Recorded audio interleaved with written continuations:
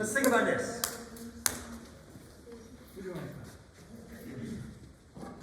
Oh man, ArcGIS. I promise you, of other things you take out of here, I hope ArcGIS is one. Yeah, that seems reasonable. Okay, so I haven't exactly wordsmithed this through, but this is kind of what I'm thinking here. So that is determine the crosswalk locations along A1A in Volusia County. Maximum distance between crosswalks is 0.5 miles. Or design the minimum number of proposed new crosswalk locations. The analysis procedure will go as follows. Obtain shape files of roads in Volusia County. So this is me. So all I want a map of existing crosswalks. I want a map of your new crosswalks and their locations to be optimized based off a maximum distance of half a mile. That's what I want. And I want an AutoCAD of an overlay of one of the example locations. Right? This is how I think you should do it. This was just me fleshing out how I would do it. But, so obtain the shape files of roads in Volusia County. Clip that file to only include A1A. Create a shape file for existing crosswalks. That means you're going to go in there and you're going to physically put those in. All right. Build a half-mile radius around those crosswalk locations. Identify where new crosswalks are needed, where there's a gap. Right. If I put all the crosswalks on there, the existing ones, and I put a buffer of a half a mile, anywhere that doesn't overlap, you need to put a crosswalk. But you got to put it in a place that kind of matches. So basically, there's 2 miles between crosswalk A and B. You need to set 3 more crosswalks between those two. No, because A and B overlap a mile, half a mile on each side. Well, I don't know. What did you say, 2 miles? 2 miles? You've covered a mile, now you put one in the middle, and that's a mile wide, so you need 1 crosswalk. Okay. Right? So you can think about it this way, like this is A1A. So it's a half mile radius. Yeah. Okay. Well, I mean, you have a crosswalk here and a crosswalk here. This distance is 2 miles. Right? This has a half mile ring. So this is, and this has a half mile ring. Then you're proposing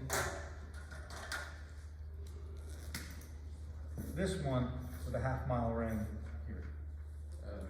So this would be 0.5 and 0.5. Clearly not to scale. Didn't you just do like a project like this? For what?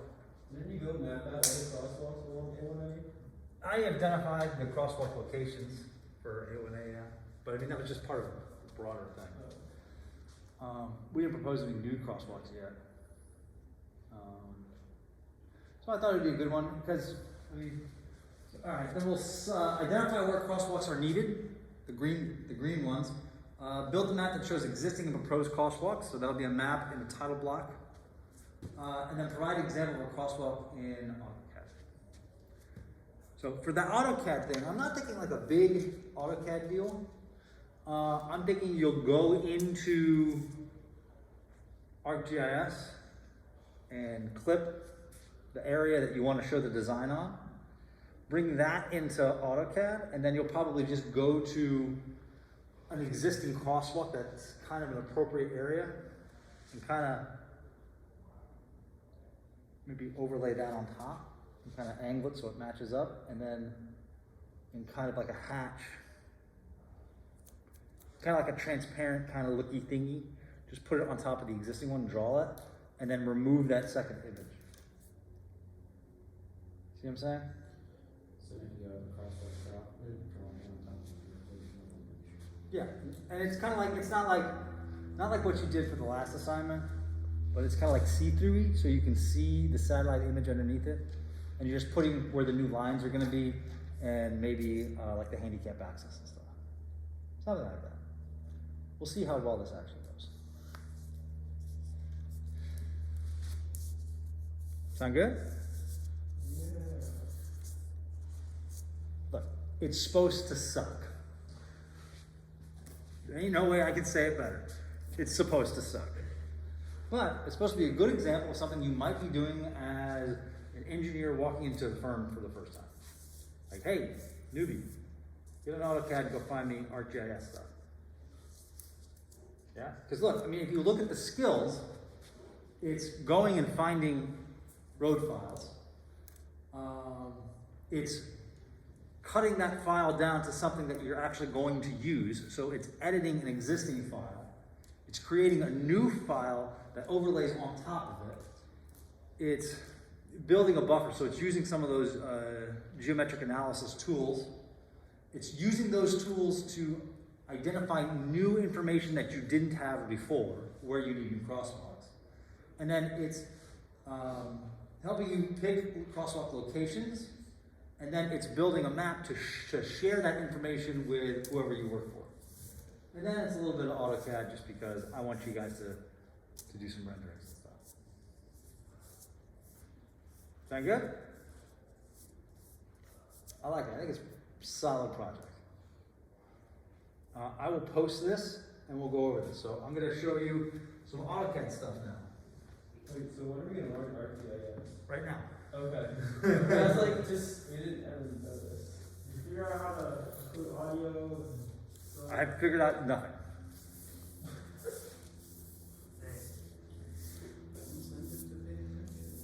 I figured out nothing.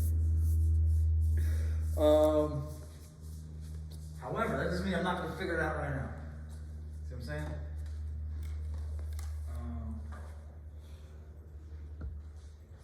Alright.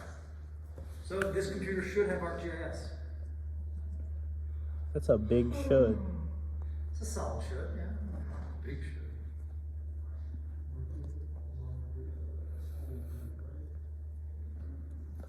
I zoomed in as much as I could.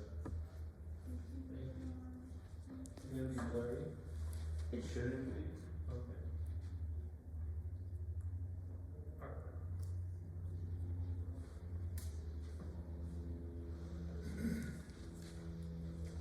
Let me log into this. Start viewing the screen or something.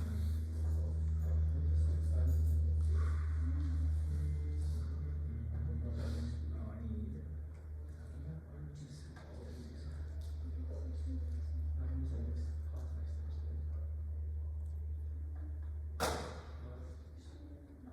I realized that I started talking.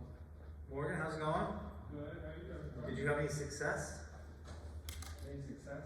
in finding your computer? No. Wait, you want to? I'm about to call like every pawn shop in the area. No, I just, so my theory is like left off with my car. I think that's what my. Oh, Morgan! Hey, Morgan, right? Yeah, just like that. Oh my. You didn't like, you checked into your bed? I'm sure. I checked everywhere. In your trunk? Checked in my trunk, Under your driver's seat? under the driver's seat, Can you drive back on the road? drove back on the road. Did your wife take you to school by accident? No, she didn't. Oh my goodness. It's okay, I'm working on it. So, something that really worked out well for me. I had been meaning to move all my files onto the cloud. So then, in like April of last year, when we were being kicked out of this building, right? Because all through the pandemic or whatever, you guys left for spring break, you never came back. I was still coming to campus every day. Right? It's my office, it's my workspace. I got stuff I got to do. I also got a lot done by not having to teach in person. I was teaching online, but it was a graduate class. I was only teaching one class. This teaching thing's kind of inconvenient, all your research. It is, it really is. It ain't all my entrepreneurial endeavors. Like, so, I took all of my files, I put them all into one folder, and I uploaded that to the cloud. How many days did that take? 2. It took 2 days. But I'm like, all right, well, it's Friday, so I'll just do it now, because I'm not going to be allowed back in this office. And now I've just been working out of that, so when, like, I work seamlessly through my computer here, my laptop, and then my other office stuff. Like, it's been awesome. I mean, it takes a little longer to save things. I did get screwed one time because I put a bunch of hours into this report and then saved it here and then went home to review it one more time and save, but it didn't upload here. I had to drive back here to like refresh the upload or something. It like shut off before it got saved. But that was the only time, and it only cost me an hour. And it was a huge pain in the butt. But other than that one instance, it's been really good. Because I can seamlessly move through my office computer to my laptop. It's been good. It was a good move. However, now everyone has access to all my files, right? Okay, I want to join the computer audio. And go down and check the microphone settings.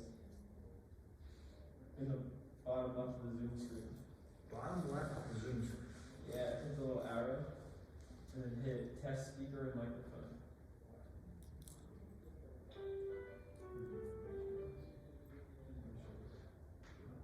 Speak and pause. Do you hear a replay? Yes. Speaking and pausing. Speaking and pausing. Alright, so now we're good? We all agree that this should be recording audio. I hope so. Because I can just read the reviews now. Dr. Pord never recorded audio on any of his example files. Alright. So we all agree that this should be recording audio. Well, it's not recording anything right now. Yeah, I was about to say, you actually hit the.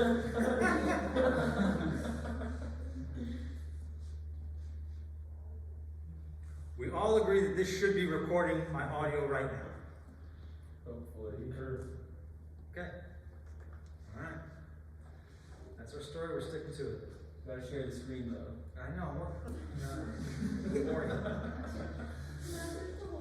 This is very abusive. This is an abusive relationship. Okay. This guy can't be a baby. He's gotta be that. Okay. When you open it, it looks like this. You can hit blank or OK or whatever. Alright. 12 geobatteries for this map. Let's go here. And I'm gonna go connect to a folder. And I'm gonna go OneDrive. That's all it does. That's not good. I don't think that's the right OneDrive.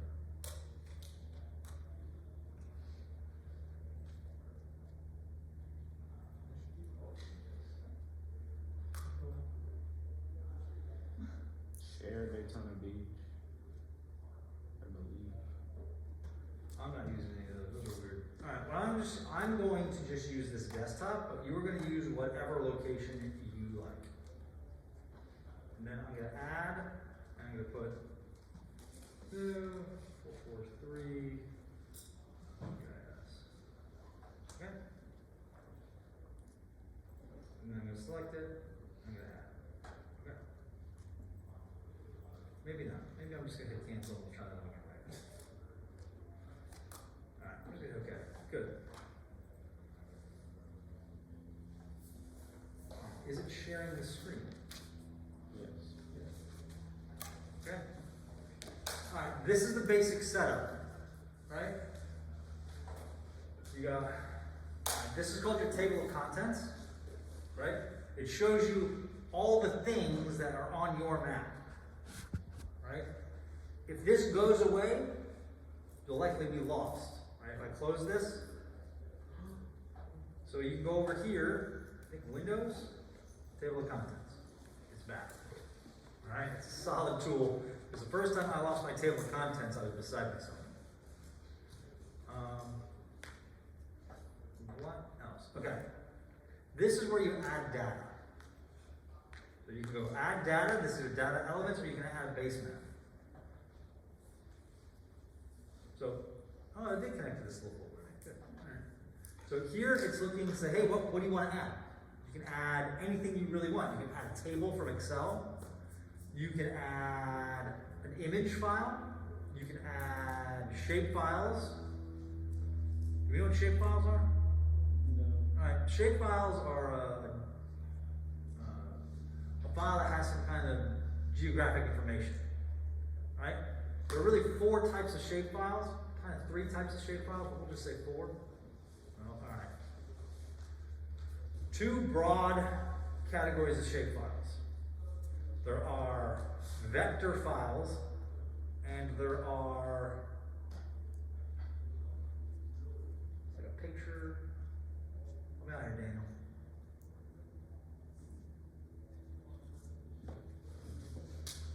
Vector and pixel based. It's vector and pixel based, right? One of them are vectors, so it's like points, lines, and polygons, and the other ones are images. Raster. There we go. That's the term we're looking for. We have like vector files and raster files. And raster files are just images, right? There's an image, and it's broken up into a matrix, and each matrix represents a number, and each one of those numbers represents a color or something, and then it presents those numbers in some kind of geometric way in kind of an image shape. Make sense?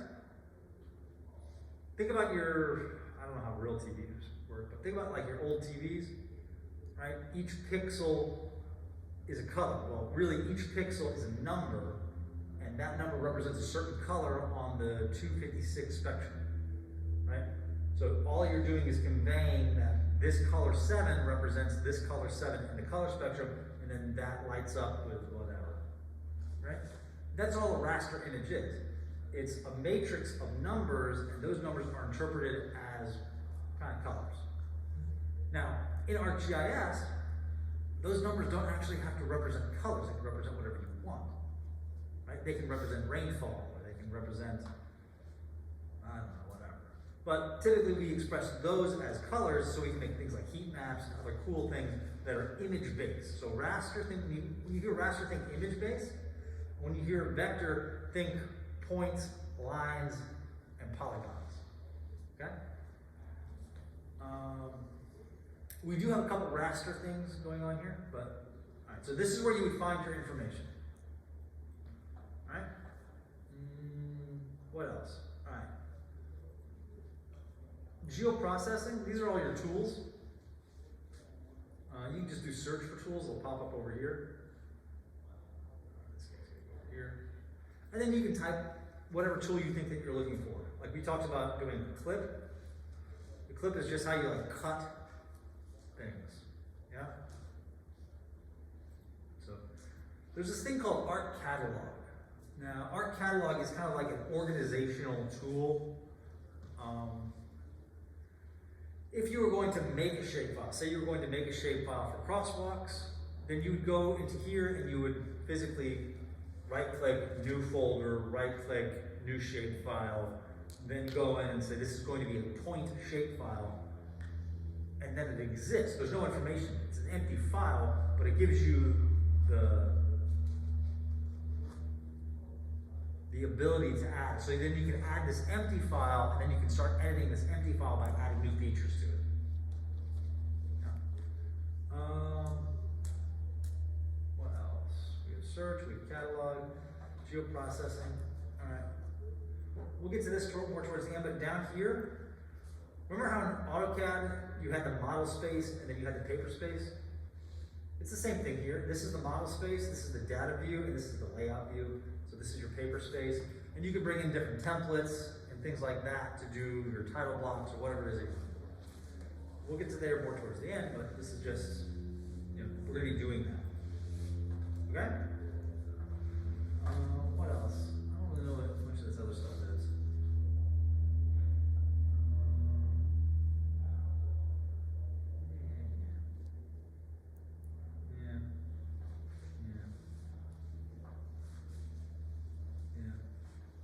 And then there's just a bunch of tools. So here are a bunch, you just right click up here, and it gives you a bunch of these tools that aren't shown. And you keep on looking. And then there's more tools even than this that aren't shown, right? So you can, there's a lot of different things you can do. And as a traffic engineer, I only do like a certain number of things. Like I'm only scratching the surface here. What I mainly use it for is showing people spatial information, or manipulating spatial information to help me make decisions or help me design something, right? There's a bunch of other stuff you can do in here. There's like a Python coding thing that you can go in here. You can make your own tools. There's a whole world of stuff in here that you could do that is very cool and interesting. And if you're doing research, or if you're trying to design a new product, or if you're trying to get some kind of information, you can make your own geoprocesses. That's a series of existing tools, and you call them all into one so that you just input the file and it does whatever it is that you're doing, right? There's also like, I think there's like a mobile application so that you can make like geolocation apps and things like that that pair with your phone, and you can go do all kinds of crazy stuff, right? I'm pretty much just interested in getting you introduced to this, having you be able to go pull files that already exist, manipulate files that already exist, make your own files, and help you make some kind of decisions and give you an example and a taste, so that when you go to your internship, you can say, hey, yeah, I can do that. Or when your when your manager or your internship says, hey, I need you to go pull the county line files for the state of Arkansas. You go, okay, here's your map of the counties. He goes, oh, I want you to display the population or something. You can do that, right? That's like very simple, basic stuff. I want you to be able to do that very simple, basic stuff. They're like, wow, these riddle kids are like awesome. They really come out prepared, right? And it makes you look good at your job. Right? All right. So let's start with the assignment. I still have that up, or did I close that? Okay. So we need to attain shapefiles of roads. I think we can do that if we just Google it.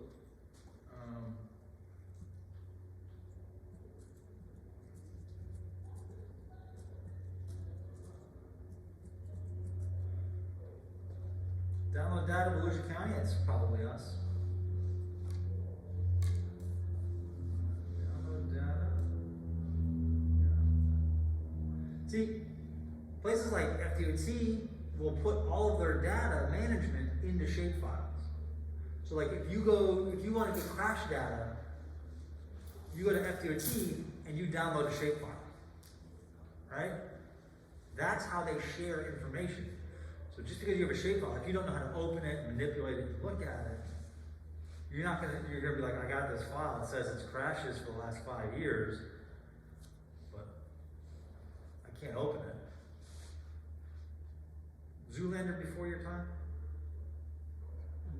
The files are in the computer. Stupid stuff like that, right? Two idiots, the files are in the computer, they go to the computer, they can't turn it on because they're idiots. And she says the files are in the computer, so they open up the computer thinking there's files inside. Yeah. The crash data is in the file. Yeah, you have to open it with ArcGIS. They also do their traffic counts that way. All the traffic counts are done in ArcGIS. All right, enough of that. Oh, but here we are in download area, GIS layers. This is the Volusia County county data shapefiles.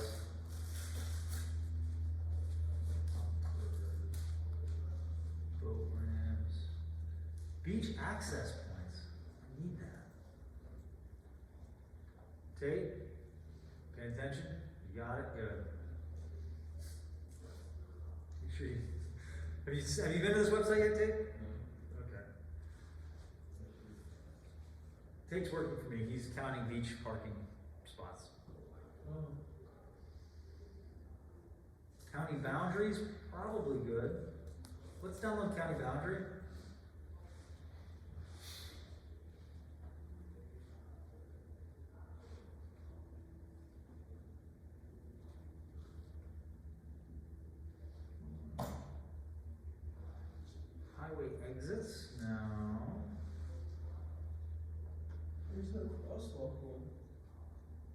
You didn't see a crosswalk one? Neither did I.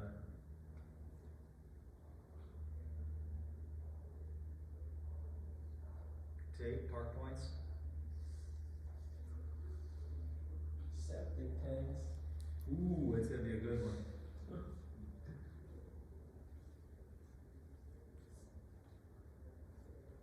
Streets now. Okay. Alright. These are downloaded as zipped files. Anyone know what a zip file is? Okay. I want to share with you 18 different files.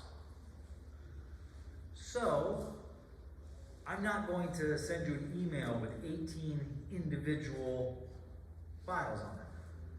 I'm going to select all those files and I'm going to right click and I'm going to put export and it's going to be a zip. Right? And a zip file is just a file that contains a bunch of files that you send as one thing or that you share as one thing. Does that make sense? It's instead of sharing a file with you, I'm sharing a folder, but it's called zipped.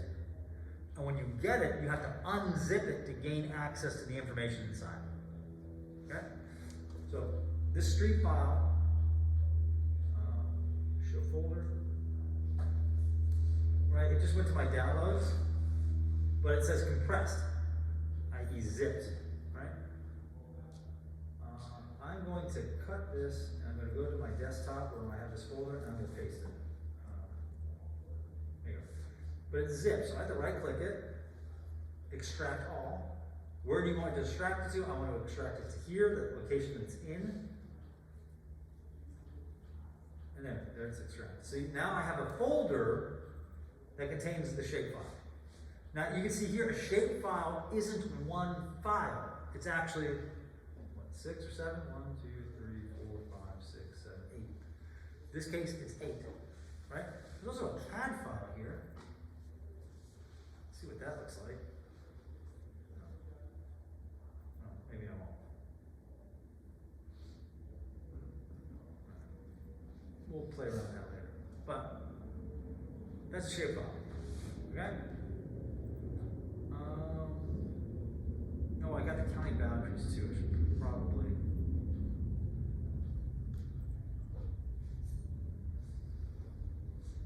I don't really think I need this. I think I can do what I want to do.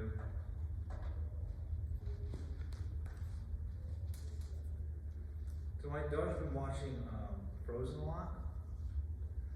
And now I have that stupid song stuck in my head on replay.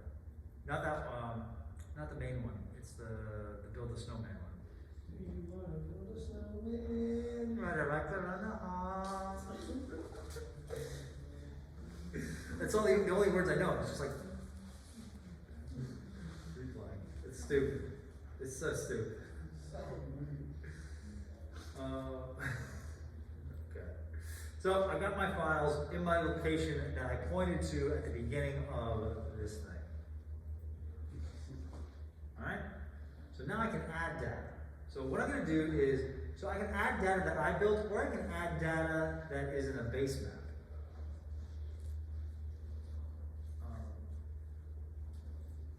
So I'm just going to add an imagery data. That's a satellite image. Now these satellite images are just really there for reference. Are they map matched? Yes. Do they have geometric information? Yes. Or geographic information? Yes. But they're really just for like showing things. They're not accurate to more than maybe a couple of feet. So things are a little off. So when you're looking at like small things, like manhole covers, crosswalks, they're not really the best. When you're looking at big things, highways, big sections of roadway, they're better. So this map that you're seeing here, I wouldn't put too much design trust into that map when dealing with smaller things, but it's great for showing and getting references, reference points and things like that. Right? So I'm going to add our data that we got. I'm going to add our streets. Here is our street file. This is a shape file. And add it. Yeah. So this is a warning. It's telling me that, hey, look, your map is in a different coordinate system than your shapefile. Right? The map is using the geographic coordinate system of the world, and your street file is using the geographic coordinate system of North America 1983 Han. They're in different systems. What it's saying is, we're going to put them on top of each other, but know that one of them is more correct than the other. So be careful. What was more correct? I would say the North American Han. Okay. The reason why I say that is because, remember, did we talk about projections in surveying? Yeah. Yeah. As long as we're going to pretend that the Earth is round, this is how projections work, okay? Problem, because the Earth isn't round, it's an oblate spheroid, and It's- the eccentricity of it. We all know the Earth is flat, this is a big conspiracy hoax. But let's operate under the assumption that it's round for the sake of this projection discussion. All right, we have the Earth, and let's say it's here, and it's round, right? All right. Then we put a cylindrical cone around it, right? We put this cone around it to where the cone just touches the equatorial line, right? We then project out all of the continents from the globe onto that sphere, or onto that cylinder, yeah, on the inside of that cylinder. That makes sense? What's that going to do to the shape of the continents that are further from the equator? It's going to expand them out, right? Because you're just projecting it onto it. Then what we do is we unwrap that cylinder, and that becomes a map, right? That kind of map would be more accurate spatially around where the paper was touching the globe, and less accurate as you open it up for the pieces that are further from the paper. Yeah? And that's the map we're used to seeing. You know, we talked about this, but it's worth mentioning again. You see how big Iceland is? That's not Iceland, that's Greenland. You see how big Greenland is? Greenland isn't that big. Greenland's about the same size as Mexico. You see how little Mexico is? Right? The reason it looks so big on this map is because this is a cylindrical projection. Right? And when you open it up, it takes the things that are on top and spreads them out over space. Right? If you were to try to take this map and go backwards, wrap it around, and then project it onto a ball, you would see that you'd have to shrink the size of these things to get them to fit on the ball that goes around the diameter of the paper. Make sense? I'm throwing a lot of like spatial things at you, but just know that these are all projections. They're not actual location information. So the point is, why did I say that one was more accurate than the other? That's a cylindrical projection. You could stick that piece of paper on different locations all over the world, and that projection becomes more accurate. Wherever the paper touches the globe in that projection is more accurate, right? Because it's physically touching the paper. We're not projecting out. So wherever your zero location is going to be kind of the most accurate location.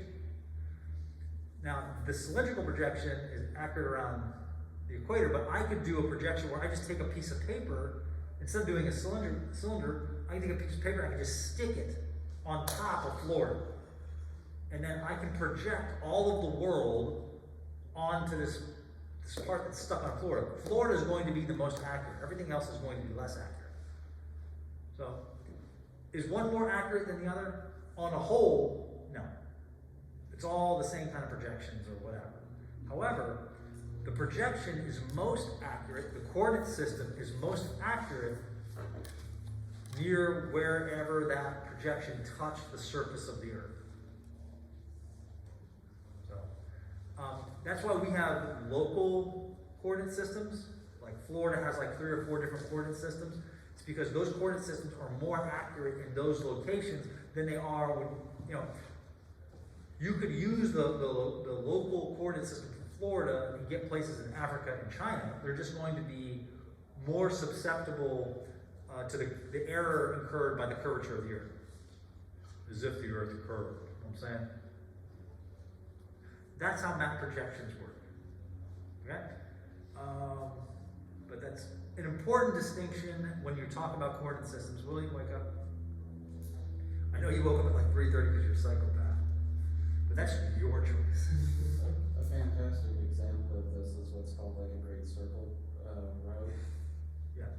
Yeah, where like if you try to get from across the Atlantic from the US to Europe, if you draw it out on a globe and then follow the same path on a map, it like makes this big weird arc. Yeah. And if you try to follow the same path, you'll end up at, like on a map, you'll end up in Spain. Yeah. Yep. Yeah.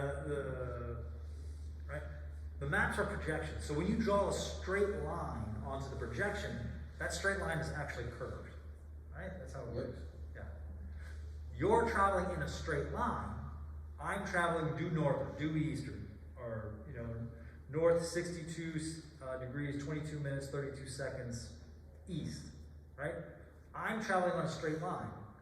But when I draw that line on a map that has a projection, that line's not going to be straight, right? Because I'm traveling on the arc, right? And that arc gets then filleted out, like everything else does on the map. And when that happens, it doesn't look like a straight line. It looks like an arc because it was also projected into the same projection of the map. It's called the great arc, right?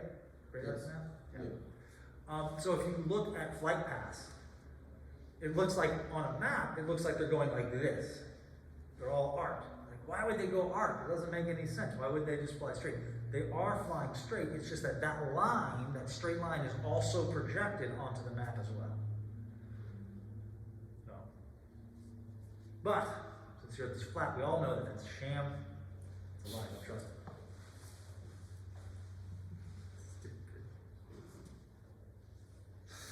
All right, I make jokes only really for my own enjoyment, and that is one of my favorite. Okay, here we go. You compose myself because I'm an idiot. All right, back to the actual thing that we're supposed to be talking about. Let's get rid of this. Okay, so I put the road layer on here, right? And you can kind of see there's like a little dot here. I can just right click here and I can go zoom to layer.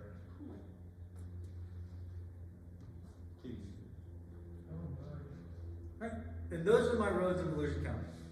I'm going to also add my county barrier, my county borders that I put into this file.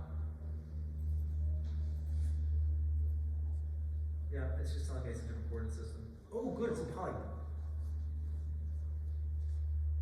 And there's my polygon. So, both these files that we've added are vector files. One's a line, one's a polygon. The other type of vector file are single points, latitude, longitude. Right? The image behind it is a raster file. It's a map, right? It's an image file that we're looking at. Does that make sense? Now, the vector files on here are all in one coordinate system. The image file is in a different coordinate system. GIS knows this, and they're just putting it together for you to view. Right? If we were doing something with this raster image, then that would be kind of problematic a little bit, depending on how accurate we need to be. But the raster image is just there to give you a visual reference. Like I can just turn it off. It doesn't change what I need to do. And actually having the raster image on there is actually slowing everything down. So I'm gonna leave it off, but that's just to give you an idea. All right. So our first step was go download stuff, yeah? From the internet. The second was identify A1A. So I can go into here, I can go open attribute table.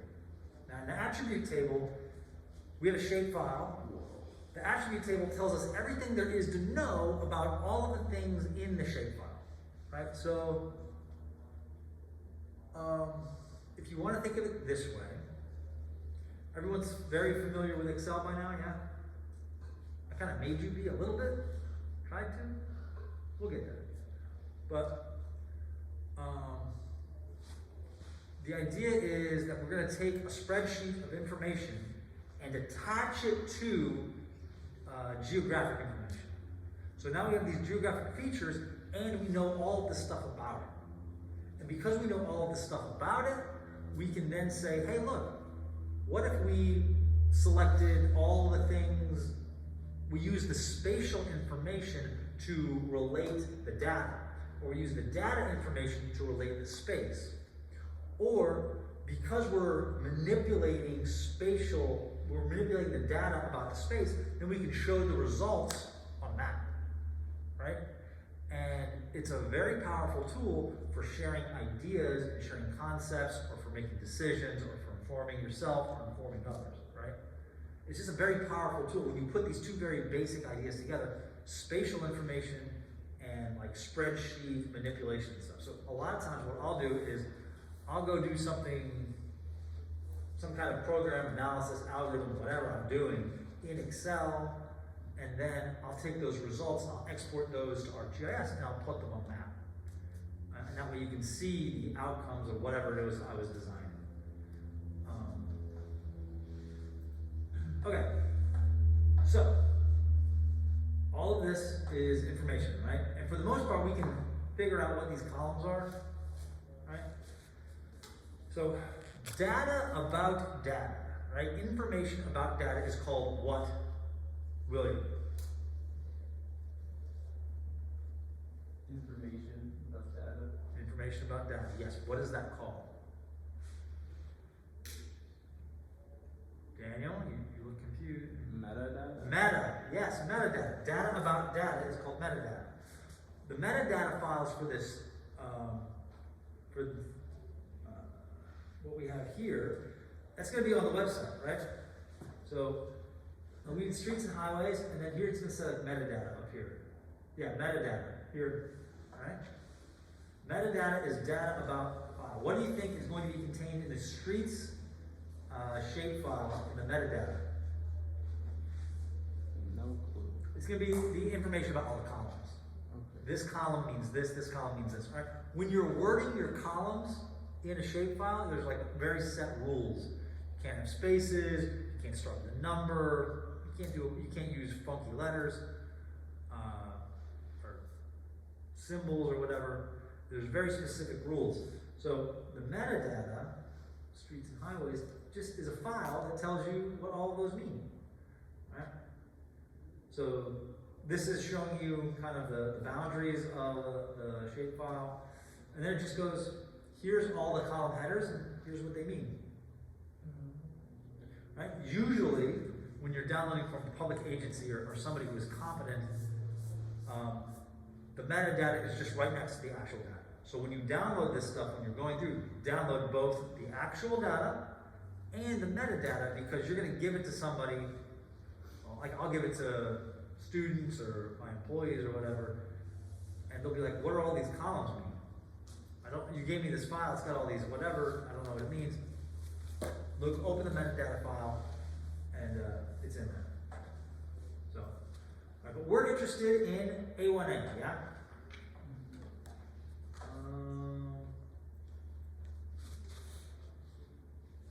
Okay. Street labeled. I can sort all my points.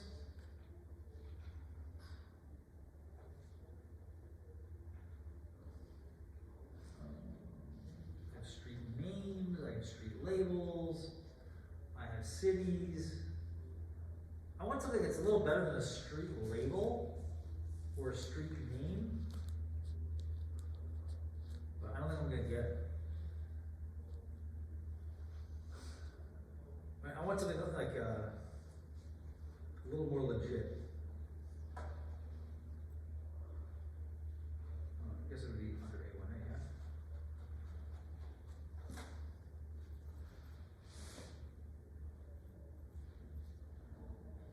I think A1A would be fun, so let's try beachfront Avenue.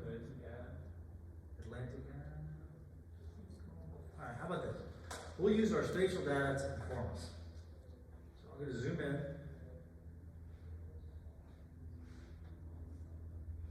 I think this is A1A. So this is information. If I'm ever interested in information, I can click on this.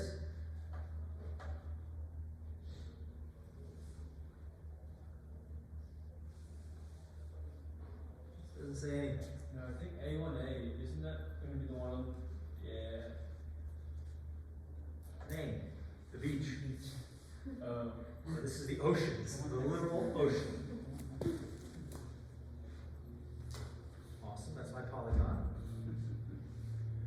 that's the ocean, then, oh, and that's the polygon, then this is A1A? No. Ocean Ave. End of road. Why would Ocean Ave end there? It doesn't. Can you just like look up a Google Maps image and then get as close as possible?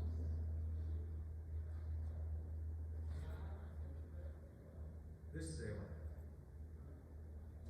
State road A1A. There you go. Okay. Street code 3. I wonder what that means. What's this? This would be street code 6. So.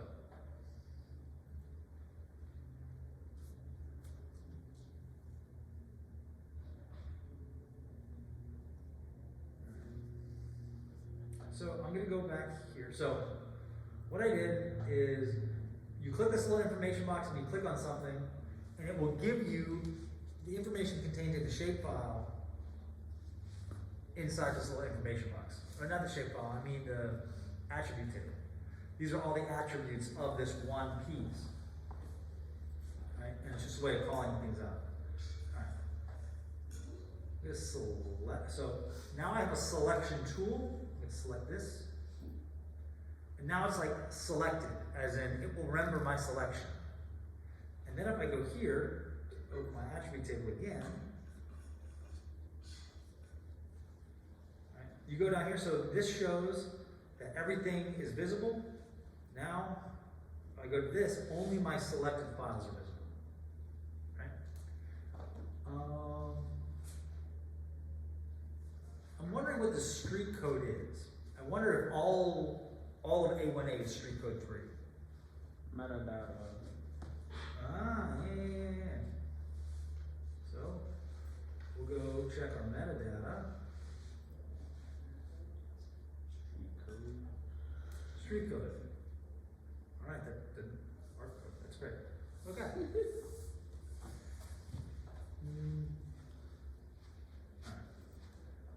Let's just go like this. It's State Road A1A. That's how it's labeled, right? So I'm going to clear this selection, so now it all goes away. We go back to here. I'm going to go here to this one, and I'm going to go select by attribute. Right? And it gives you a little query thing, and I want to go street label equals. Then I can get unique value here, and it will bring up all of the street labels for all of the roads. This may take a second. Right. I'm going to go down to Straight Road A1A.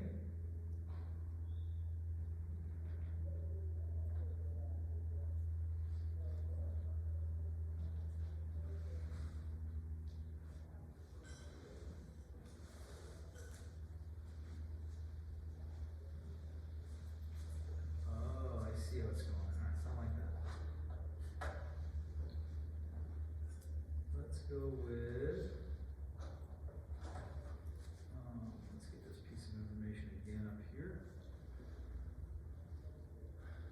Name. Alright, we'll go with name, I guess. Alright, attribute. Select my attribute. Name equals, quote, SR space A1A.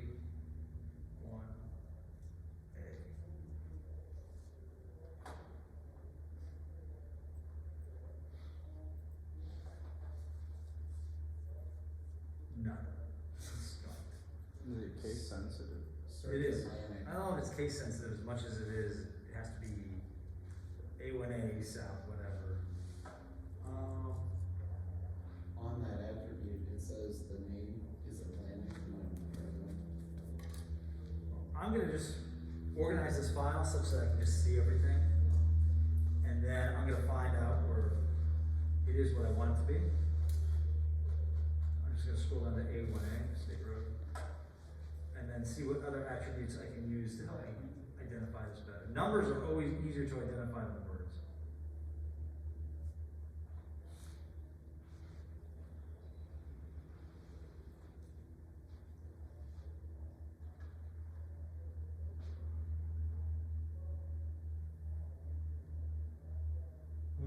after all these numbers? Yeah.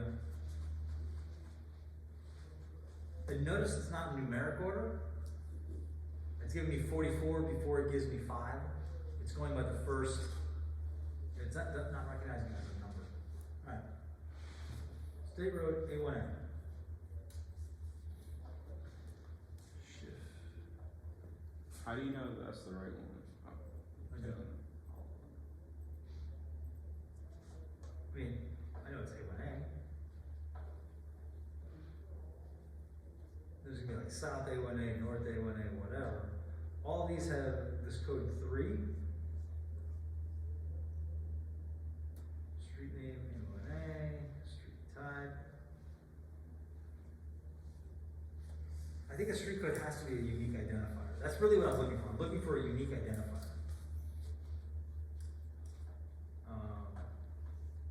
So I'm gonna go this equals 3. Right? I'm gonna clear out these. And I'm gonna clear out these here. And then I'm gonna go select my attribute. State code equal, or that equals 3.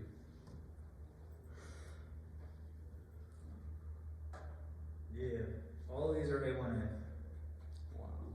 Ooh, nope. Here's other state roads. Maybe 3 just means state road.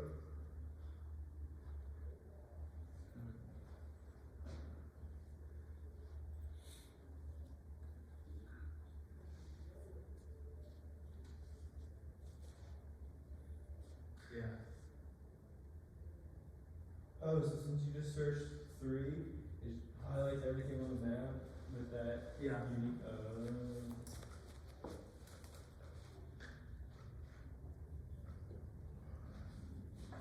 This is done on, huh?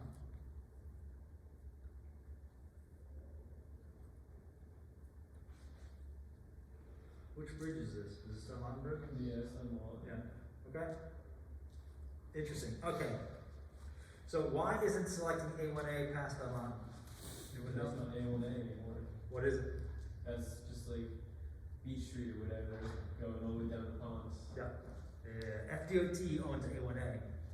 The county owns it, wherever that road is after that, until it goes back down to New Smyrna. Okay. So we figured it out. It was. We go back to open attribute table.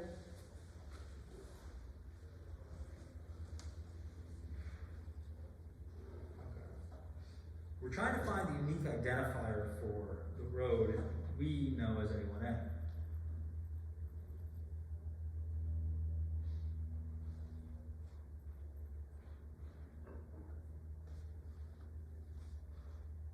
Can you deselect things in Yeah. this?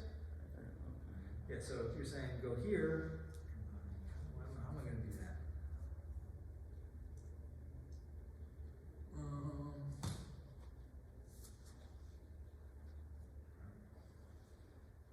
I can deselect things, yes.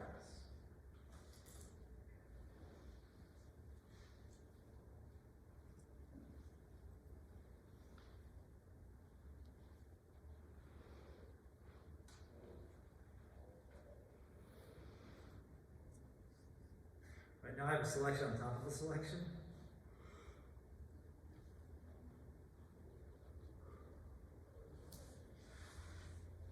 That looks like it worked. You know, we're missing It's missing the whole, up there. So is there another part that you have to add on Yeah. to? is that State Route 400? No. It's missing the connection along like Ridgewood or whatever, all the way down to. Here. Oh, there's more A1As hidden.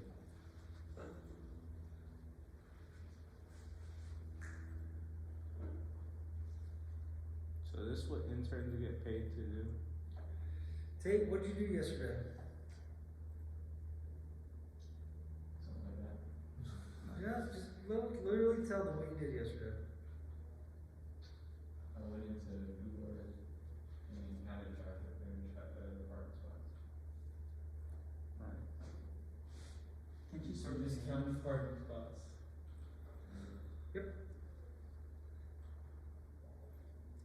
I would love to sit and just count parking spots. But that would, at my billable rate, that would be outrageous. Even at Tate's billable rate, it's pretty outrageous, but someone's gotta do it. Oh. A lot of Could you just like sort your name and then? We tried that, right? Well, you did it lowercase, but I don't know if that. No, I mean like on the column there, just. Yeah, I think so.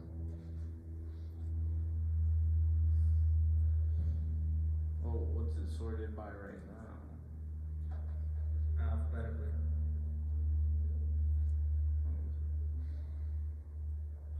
No, there's 4 for 1. There you go.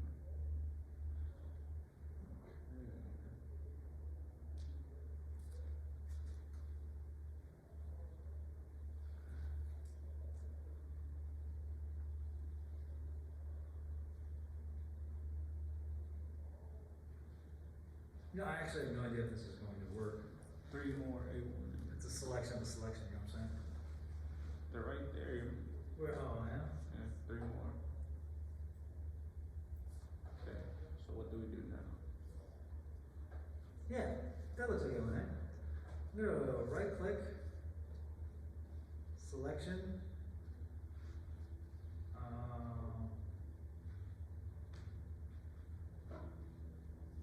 Create layer from selected features, we'll see what that looks like. Yeah, no, it did all of my selection.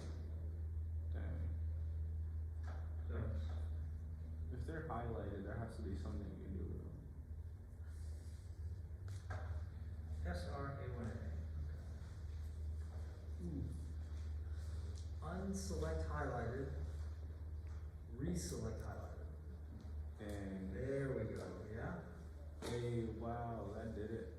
Yeah. And then I can go here. Now it only has my selection highlighted. I can go selection, create layer from selected features. Right? So you delete the first one. I can just turn it off. Okay. So I go here. I'm gonna go highway. I'm just gonna check this visually. It looks good. We agree? Yes. So we would not use those 3 little dots. We'd only focus on the larger piece, or what? Yeah, I would say you don't have to investigate these, you don't have to investigate the bridge. You're not crossing the bridge. But the rest of it, yeah, looks pretty good. Is that all Farmer? I mean, is that all of Volusia County? I feel like we're missing part of this. Yeah, doesn't A1A like continue off the No. Duncan Bridge and then go down? No, this is, so, this is A1A as is owned by FDOT. Right. So, different people own different roads. This is state road A1A, which means it's owned by state, as opposed to county road, whatever. Right?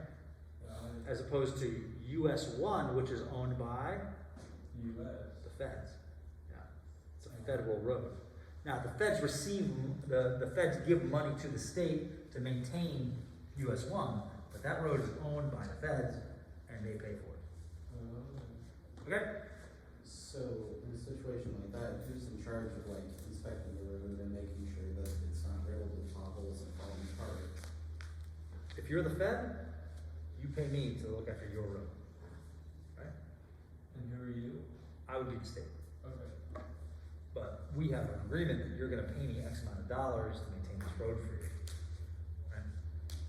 You know what I learned the other day?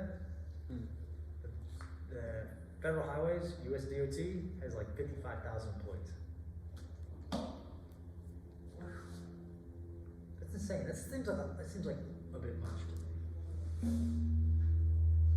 But you think about it, it's not just highways, it's FAA, it's it's everything under transportation. It's the rail authority, it's all of this. I discovered that while looking up. So, for whatever reason, the head of the Department of Transportation is always a political appointee. right? It's never like an engineer. Right? And it doesn't matter what side of the aisle it is. Like Secretary Chow has zero transportation experience. She's not an engineer. She was Department of Education under George W. Bush, and her husband is Mitch McConnell. Not that that has anything to do with it. Not to saying that she's not qualified because of that, but I'm just saying you're like a political appointee. You are connected because of politics. Who's the Secretary of Transportation now? Who did, Judge? Yeah, who did? I don't think he's an expert in transportation, but he's going to manage 55,000 employees. What is Pete Buttigieg's history or prior background? What's that? He was a mayor. He was a mayor of South Bend. You know how many people live in South Bend? Not a lot. Like 110,000. Right, but he's a political appointee. He's managed a city, right? So that gives him like clout or whatever. Secretary Chow managed the Department of Education. I don't know what she did before that. You know, maybe she was an educator. I don't know. Yeah. But is that because it's more important for them to have political relations with other people and to know like how to get money to secure their own projects than it is the ins I have and outs no of- idea.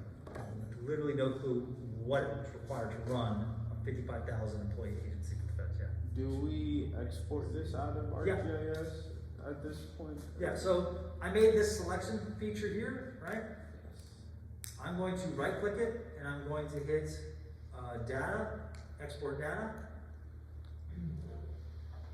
I'm going to go here, I'm going to navigate to where all my folders are, folder, desktop, GIS. I'm going to make a new folder and call it A1A in Volusia.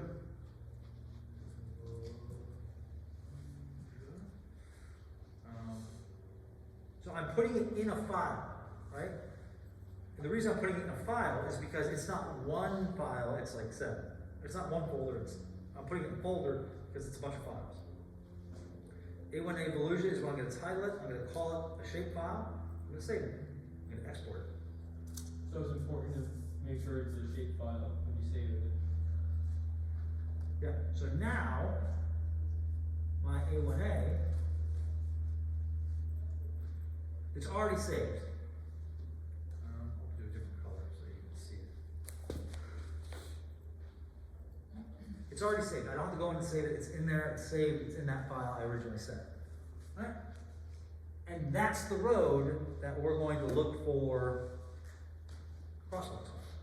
Okay, so how would you go about adding in the 0.5 mile buffer on ArcGIS? Or? Yeah, oh yeah, totally ArcGIS. You're not supposed to do any of this manually. Okay. Alright? So, I have my road, let me find a, Good looking crosswalk. yeah, Hey, does it not zoom in more than that? I can, it's just taking a second. Oh, okay. It's gotta think. Alright, this is not where, Well, the waves look good today. of course I'm like way up by Flagler. Where's the gray crosswalks?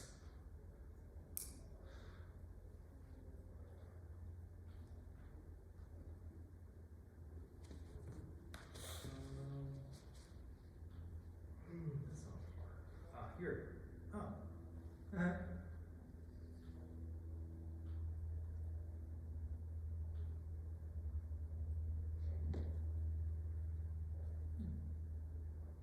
There's my house.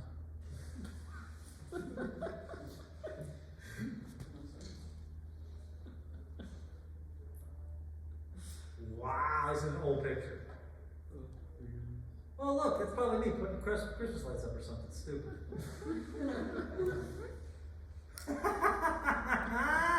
That's so funny. This is an old picture of my wife's old car. This is before we had babies. Sorry. Oh my god. It's probably me doing something stupid. There's a ladder? Yeah, I'm putting up Christmas lights, baby. This is December. Wow.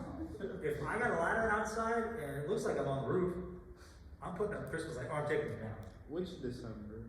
Most recent? Before, no, this would have to be over 2 years ago. We haven't had the car in 2 years. It's either. Yeah, this is, that's so funny. Yard looks good though, huh? Yeah. Size fence. How stupid is that? You ever go to your neighbor's pool? I have, yeah. They just sold this house. They sold this house for a ridiculous amount of money. Nice. Which is good because my house has more square footage, but they have a pool. But like, they put it on the market for like $545. Alright? I thought that's like, I thought the house would sell for like $440, maybe $450 with a pool. $545. Within 7 hours, I had all cash offer. 7 hours. 7 hours. Oh my. So now this thing is freezing. This is the ArcGIS sign out from survey. What? The freezing and the not working. Oh, we can do remote access to the school computers. Okay, so did you specifically download ArcGIS to this computer? I did. Okay. You figured out So what should have happened before she started freezing? Oh, she's back. So this is why the house costs $555. It's next to the other. And it's like a nice part, women by the sea. Yeah.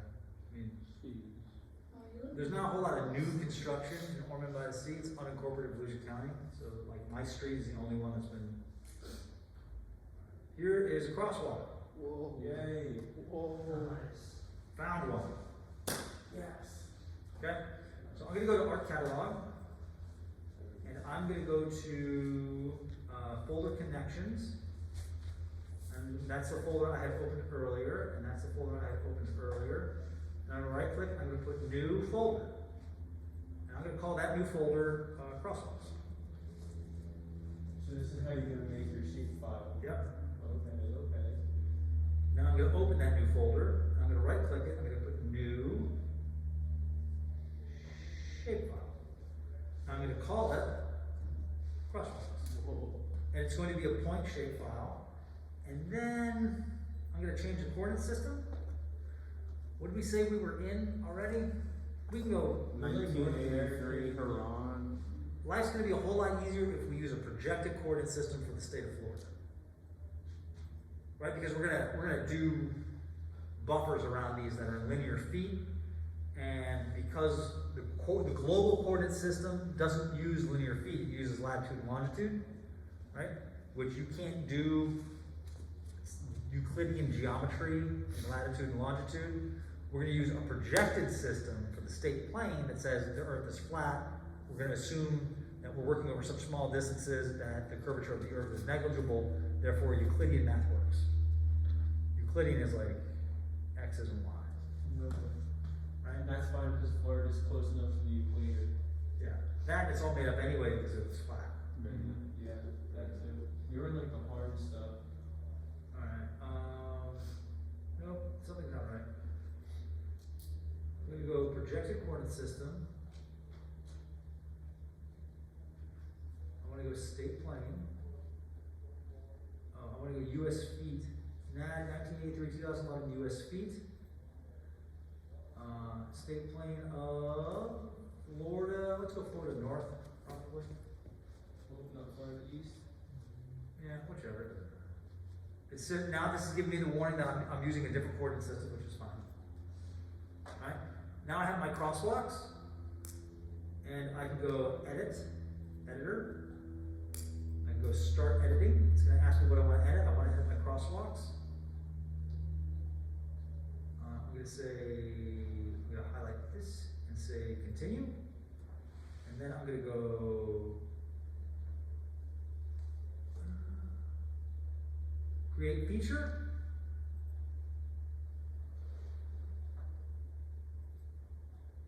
They just make an invisible dot.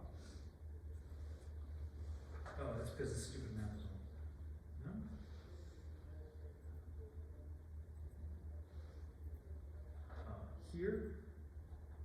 There. Oh. Wow. That dot does not get it. Okay, there it is.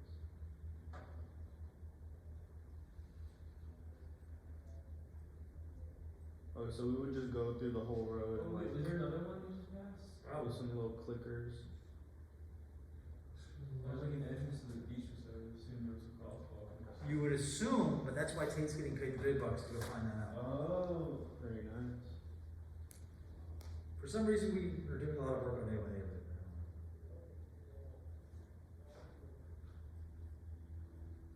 But also these are old pictures.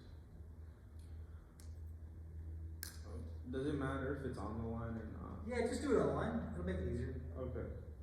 That way we all have like a understanding.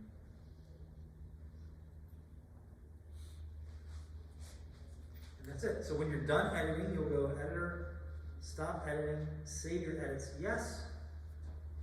And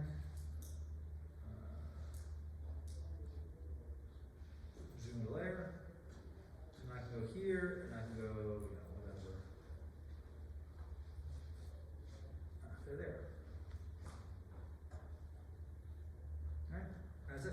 And how do you do a half mile radius? We'll talk about that next time. Okay. But if you want to, it's called a buffer. You can go to geoprocessing buffer and you put a half mile radius.